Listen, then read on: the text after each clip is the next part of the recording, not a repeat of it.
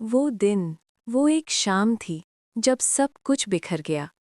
जिस रिश्ते को मैं पवित्र मानती थी, जिस भावना को मैं सिर्फ आत्मीयता समझ रही थी, वो एक ही पल में जहर बन गई। देवर अमित ने मेरे कानों में सरगोशी की थी, तुम मेरे बेटे से ज्यादा मेरे करीब हो। उस एक वाक्य ने मेरी रूह तक को कंपा दिया। मैं हैरान रह गई। सन, मेरे पैरों तले जमीन खिसक गई। मेरा विश्वास, मेरा संसार, सब कुछ उस दिन सवालों के घेरे में आ गया। मैं कभी किसी पर भरोसा नहीं कर पाई उस दिन के बाद। नमस्कार दोस्तों, स्वागत है आपका दीपिका स्टोरी चैनल पर। उम्मीद है आप सब अच्छे होंगे। आज जो कहानी मैं आपके लिए लेकर आई हूँ, वो प्यार, विश्वास और धोखे की एक ऐसी दास्तान है जो आपके दिल को छू जाएगी। आज आप एक ऐसी स्त्री की व्यथा सुनेंगे जिसके जीवन में एक पल ऐसा आया जब उसे लगा कि उसका सब कुछ खत्म हो गया। इस कहानी को पूरी तरह महसूस करने के लिए हेडफोन का इस्तेमाल ज़रूर करें। और हाँ, अगर आपने अभी तक हमारे चैनल को सब्सक्राइब नहीं किया है तो तुरंत कर लें, ताकि आप ऐसी ही और भावुक कहानियों से जुड़े रहें। मेरा नाम प्रिया था। दिल्ली की चकाचौंध में मैं और मेरे पति राहुल एक खुशहाल जिंदगी जी रहे थे। राहुल एक मल्टीनेशनल कंपनी में ऊंचे पद पर थे और उनका काम अक्सर उन्हें व्यस्त रखता था। राहुल बहुत अच्छे पति थे। वो मेरी हर छोटी बड़ी ज़रूरत का ख्याल रखते, मुझे प्यार करते, लेकिन कहीं ना कहीं हमारे रिश्ते में एक खामोश सी जगह थी, एक खालीपन था जिसे मैं खुद भी नहीं समझ पाती थी। राहुल की व्यस्तता के कारण हम अक्सर एक दूसरे से भावनात्मक रूप से थोड़े दूर हो जाते थे। वो हमेशा थके हुए होते और मैं अपनी बातें, अपने सपने, अपनी छोटी-छोटी उलझनें उनके साथ पूरी तरह से साझा नहीं कर पाती थी। कभी-कभी मुझे लगता था कि मैं बस उनकी अच्छी पत्नी की भूमिका निभा रही हूँ, लेकिन एक दोस्त, एक हमसफ़र की तरह हम पूरी तरह से कनेक्ट नहीं हो पाते थे। फिर एक दिन हमारे जीवन में राहुल के छोटे भाई अमित का आगमन हुआ। अमित मुंबई से दिल्ली आया था अपनी आगे की पढ़ाई और करियर बनाने के लिए। राहुल ने उसे अपने साथ ही रहने को कहा ताकि वो अकेला महसूस ना करे और हम दोनों को भी एक साथी मिल जाए। अमित राहुल से 5 साल छोटा था और स्वभाव से बहुत ही शांत, सौम्य और विचारशील लड़का था। पहली नज़र में ही उसने मुझे प्रभावित किया था। उसकी आंखों में एक अजीब सी चमक थी, एक संवेदनशीलता जो मैंने शायद ही किसी और में देखी थी। शुरू शुरू में अमित घर में थोड़ा संकोच करता था। मैं उसे देवर के रूप में देखती थी, अपनी छोटे भाई की तरह। मैं उसके लिए खाना बनाती, उसके कमरे को व्यवस्थित रखने में मदद करती और उसे दिल्ली में एडजस्ट होने में सहायता करती। धीरे धीरे अमित मेरे साथ सहज होने लगा। वो मेरे साथ किचन में बातें करता, कभी कभी मेरी मदद भी कर देता। राहुल के दफ्तर जाने के बाद घर में अक्सर हम दोनों ही होते थे। अमित अपनी पढ़ाई करता और मैं अपने घर के काम निपटाती। शाम को कभी कभी हम बालकनी में बैठकर चाय पीते और बातें करते। अमित राहुल से बिल्कुल अलग था। वो मेरी छोटी छोटी बातों को बहुत ध्यान से सुनता था। मैं अगर कोई बात राहुल को बताती तो वो अक्सर अपने काम की व्यस्तता के कारण आधी अधूरी सुन पाते या फिर सुनकर भी भूल जाते। लेकिन अमित अमित मेरी हर बात को याद रखता। अगर मैंने कभी किसी फूल की पसंद बताई हो या किसी किताब का जिक्र किया हो, तो वो कुछ दिनों बाद मुझे वो फूल या किताब लाकर दे देता। उसकी ये आदत मुझे बहुत अच्छी लगती थी। मुझे महसूस होता था कि कोई है जो मुझे, मेरी पसंद नापसंद को इतनी गहराई से समझता है। हमारे बीच की बातचीत धीरे धीरे गहरी होती गई। हम कला, साहित्य, जीवन के दर्शन और सपनों के बारे में बातें करते थे। राहुल के साथ मेरी बातें अक्सर घर गृहस्थी या दफ्तर की होती थीं, लेकिन अमित के साथ मैं एक अलग ही दुनिया में चली जाती थी। वो मेरे भीतर के कलाकार को पहचानता था, मेरी दबी हुई इच्छाओं को समझता था। मुझे याद है, एक बार मैंने उसे बताया था कि मुझे पेंटिंग का बहुत शौक था, लेकिन शादी के बाद कभी समय नहीं मिला। अगले ही दिन वो मेरे लिए कैनवस और रंगों का पूरा सेट ले आया। भाभी, उसने कहा था, अपने सपनों को मत छोड़ो, मुझे पता है आप बहुत अच्छी पेंटिंग करती हैं। उसकी ये छोटी सी बात ने मेरे दिल को छू लिया था। समय बीतता गया और अमित मेरे जीवन का एक अभिन्न अंग बन गया। वो मेरा सबसे अच्छा दोस्त, मेरा हमराज बन गया था। मैं राहुल से भी ज़्यादा अपनी बातें अमित से साझा करने लगी थी। मुझे इसमें कुछ गलत नहीं लगता था। मैं उसे अपना छोटा भाई मानती थी और उसकी कंपनी मुझे सुकून देती थी। वो कभी मेरे साथ फ्लर्ट नहीं करता था, कभी कोई ऐसी बात नहीं करता था जिससे मुझे असहज महसूस हो। उसकी सारी बातें, उसके सारे हाव-भाव बहुत ही मासूम और प्यारे होते थे। लेकिन धीरे-धीरे मुझे कुछ अजीब-सा महसूस होने लगा। जब अमित मेरे करीब होता, मेरे दिल की धड़कनें तेज हो जाती। उसकी आंखों में मेरे लिए एक अलग ही चमक होती थी, एक ऐसी चमक जो मैंने पहले कभी नोटिस नहीं की थी। वो मुझे छूता तो नहीं था, लेकिन उसकी नज़रों में, उसकी आवाज़ में एक ऐसी कोमलता थी जो मुझे अंदर तक हिला देती थी। मैं खुद को समझाती रहती कि ये सिर्फ भाई भाभी का प्यार है, एक आत्मीय रिश्ता है। मैं राहुल से प्यार करती थी और इस रिश्ते की पवित्रता को बनाए रखना चाहती थी। एक दिन राहुल को मुंबई में एक ज़रूरी प्रोजेक्ट के लिए 2 हफ्तों के लिए जाना पड़ा। घर में सिर्फ मैं और अमित ही रह गए। राहुल के जाने के बाद मुझे थोड़ी उदासी महसूस हुई, लेकिन अमित ने मुझे अकेला महसूस नहीं होने दिया। वो मेरे लिए फिल्में लगाता, मेरे साथ खाना बनाता और हम देर रात तक बातें करते। इन दिनों में हमारी नज़दीकी और बढ़ गई। मैं उसकी कंपनी में इतनी सहज हो गई थी कि कभी-कभी मुझे राहुल की कमी महसूस ही नहीं होती थी, और ये बात मुझे अंदर ही अंदर कचोटती थी। एक रात बारिश हो रही थी और बिजली कड़क रही थी। मैं थोड़ी डरी हुई थी। अमित मेरे पास आया और उसने मुझे एक गर्म शॉल ओढ़ाई। भाभी, डरिए मत, उसने कहा था, मैं यहीं हूँ। उसकी आवाज़ में इतना अपनापन और सुरक्षा थी कि मेरा डर कहीं गायब हो गया। हम बालकनी में बैठे थे, बारिश को निहार रहे थे। अमित ने अचानक मेरा हाथ पकड़ लिया। उसका स्पर्श ठंडा था, लेकिन मेरे अंदर एक अजीब सी लहर दौड़ गई। मैंने अपना हाथ हटाने की कोशिश की, लेकिन उसने उसे कसकर पकड़ लिया।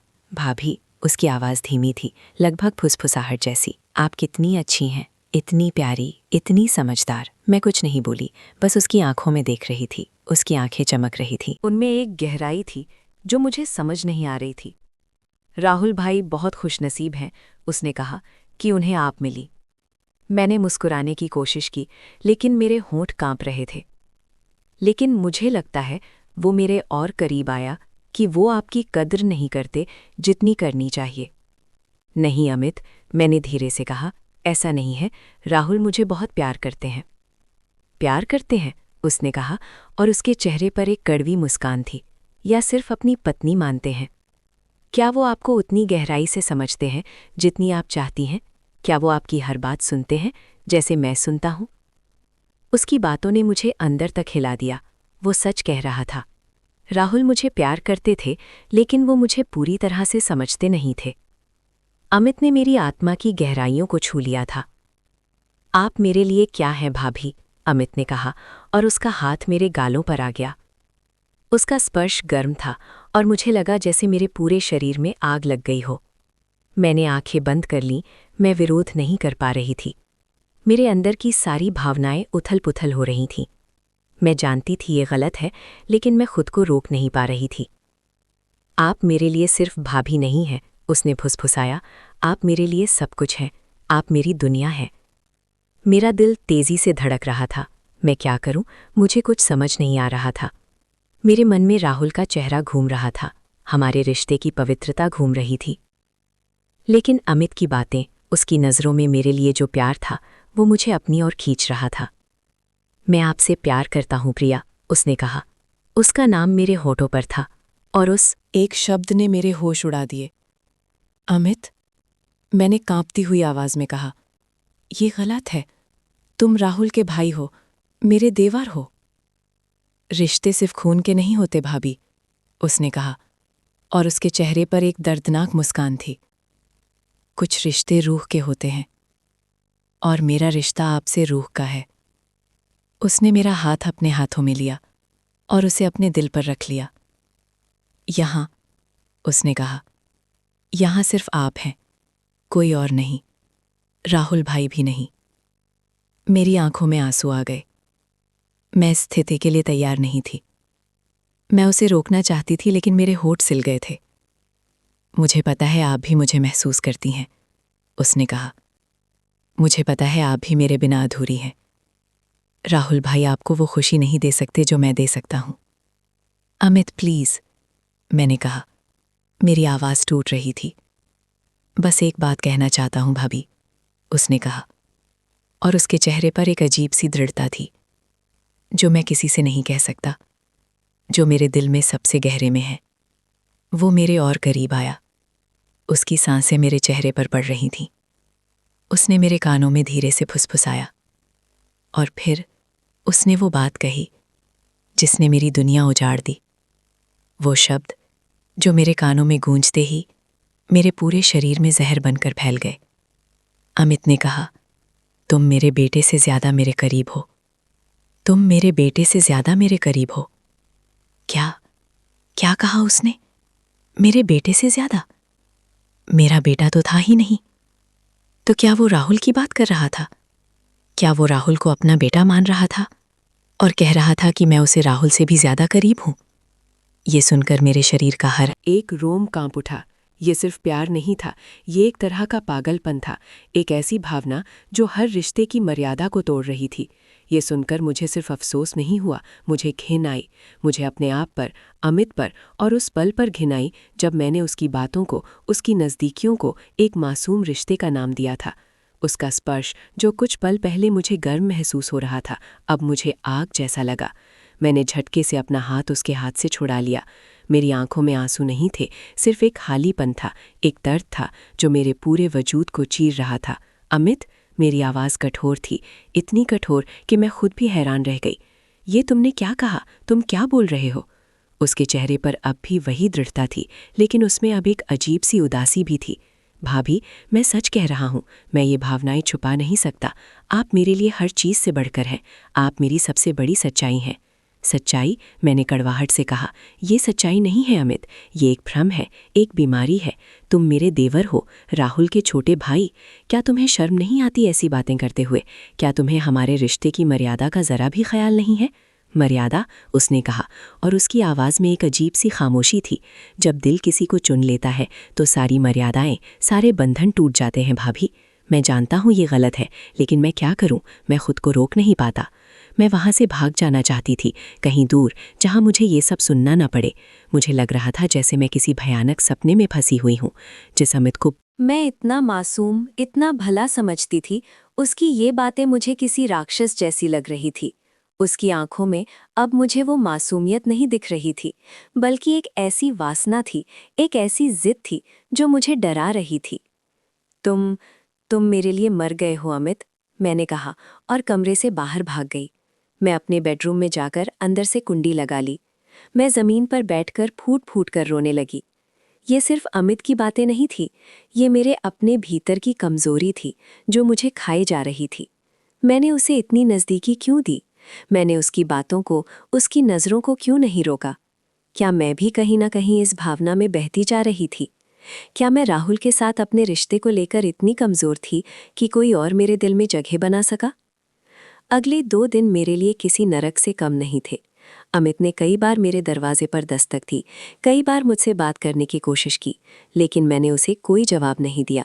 मैं अपने कमरे में बंद रही, खाना भी नहीं खाया। मेरा मन इतना अशांत था कि मुझे कुछ भी अच्छा नहीं लग रहा था। मैं राहुल को फ़ोन करना चाहती थी, उन्हें सब कुछ बताना चाहती थी, लेकिन हिम्मत नहीं हो रही थी। क्या कहती मैं उन्हें कि उनके भाई ने मुझसे प्यार का इजहार किया है और उस प्यार में उसने हमारे रिश्ते को एक ऐसे नाम से बुलाया है जो घिनौना है? मैं कैसे बताती कि मैं खुद भी कहीं ना कहीं उसकी बातों में बहती जा रही थी? तीसरे दिन अमित ने राहुल को फ़ोन किया और कहा कि उसे मुंबई में एक अर्जेंट काम आ गया है, इसीलिए वो तुरंत वापस जा रहा है। राहुल ने मुझे फ़ोन करके बताया कि अमित जा रहा है और पूछा कि मैं ठीक हूँ या नहीं। मैंने उनसे झूठ बोला कि मैं ठीक हूँ। अमित मेरे कमरे के बाहर आकर मुझे अलविदा कहने लगा, लेकिन मैंने दरवाज़ा नहीं खोला। मैंने उसकी आवाज़ सुनी, उसमें दर्द था, पछतावा था, लेकिन मेरे दिल में अब उसके लिए कोई जगह नहीं थी। वो चला गया और उसके जाने के बाद मुझे एक अजीब सी शांति महसूस हुई, लेकिन वो शांति किसी तूफान के बाद की खामोशी जैसी थी, जिसमें सब कुछ तहस नहस हो चुका होता है। राहुल मुंबई से वापस आए तो मैंने उन्हें बताया कि मुझे अब दिल्ली में मन नहीं लगता। मैंने उनसे कोलकाता या बैंगलोर में ट्रांसफ़र लेने को कहा। मैंने कोई ठोस वजह नहीं बताई, बस कहा कि मुझे अब यहाँ घुटन महसूस होती है। राहुल मेरे बदलाव से परेशान थे, लेकिन उन्होंने मुझे प्यार से समझाया और आखिरकार कोलकाता में अपने ट्रांसफ़र के लिए आवेदन कर दिया। कुछ महीनों बाद हम कोलकाता शिफ्ट हो गए। कोलकाता में मैंने एक नई ज़िंदगी शुरू करने की कोशिश की। मैंने खुद को काम में व्यस्त रखा, एक छोटे से एनजीओ के साथ जुड़ गई और अपनी पुरानी पेंटिंग का शौक़ फिर से शुरू किया। राहुल ने मेरा पूरा साथ दिया और मैंने भी उनसे पूरी तरह जुड़ने की कोशिश की, लेकिन मेरे दिल में एक घाव था, एक ऐसा घाव जो कभी भर नहीं पाया। अमित के वो शब्द, तुम मेरे बेटे से ज़्यादा मेरे करीब हो, मेरे कानों में हमेशा गूंजते रहते थे। उस दिन के बाद मेरे भीतर का विश्वास मर गया था। मैं किसी पर भरोसा नहीं कर पाती थी। राहुल से मैं प्यार करती थी, लेकिन हमारे रिश्ते में अब वो सहजता नहीं थी जो पहले थी। मुझे हमेशा डर लगा रहता था कि कहीं कोई और रिश्ता, कोई और भावना मेरे और राहुल के बीच में ना आ जाए। मुझे लोगों की नज़रों में, उनकी बातों में एक छिपा हुआ स्वार्थ नज़र आता था। अगर कोई पुरुष मुझसे थोड़ी भी नज़दीकी दिखाता या मेरी तारीफ करता तो मैं तुरंत सतर्क हो जाती। मुझे लगता था कि हर किसी के मन में कोई ना कोई छिपा हुआ इरादा है, कोई ना कोई स्वार्थ है। मैं लोगों से दूर रहने लगी। मुझे अकेले रहना पसंद आने लगा। कई बार मैं रात भर जागती रहती और सोचती कि मैंने कहाँ गलती की थी। क्या मेरी गलती थी कि मैंने अमित को इतनी नज़दीकी दी? क्या मेरी गलती थी कि मैं राहुल की व्यस्तता के कारण अकेली महसूस करती थी? या गलती अमित की थी, जिसने एक पवित्र रिश्ते को कलंकित किया? इन सवालों के जवाब मुझे कभी नहीं मिले। मेरी जिंदगी में अब खुशी थी, लेकिन वो खुशी अधूरी थी। उसमें एक खालीपन था, एक दर्द था जो हमेशा मेरे साथ रहता था। मैंने सीखा कि रिश्ते बहुत नाजुक होते हैं और विश्वास एक ऐसी चीज़ है जो एक बार टूट जाए तो फिर कभी पूरी तरह से जुड़ नहीं पाती। अमित ने मुझे सिर्फ धोखा नहीं दिया था, उसने मेरे भीतर के विश्वास को हमेशा के लिए तोड़ दिया था। मैं कभी किसी पर भरोसा नहीं कर पाई उस दिन के बाद, और यही मेरी कहानी का सबसे दर्दनाक सच है। दोस्तों, ये कहानी हमें सिखाती है कि रिश्ते कितने नाजुक होते हैं और विश्वास कितनी अनमोल चीज़ है। प्रिया की जिंदगी में आए इस मोड़ ने उसे हमेशा के लिए बदल दिया। उम्मीद है आपको ये कहानी पसंद आई होगी और इसने आपको सोचने पर मजबूर किया होगा। अगर आपको ये कहानी अच्छी लगी हो तो इसे लाइक ज़रूर करें, अपने विचार कमेंट बॉक्स में साझा करें, और हाँ, ऐसे ही और भावुक और दिलचस्प कहानियों के लिए दीपिका स्टोरी चैनल को सब्सक्राइब करना ना भूलें। मिलते हैं अगली कहानी में, तब तक अपना ख्याल रखें। धन्यवाद।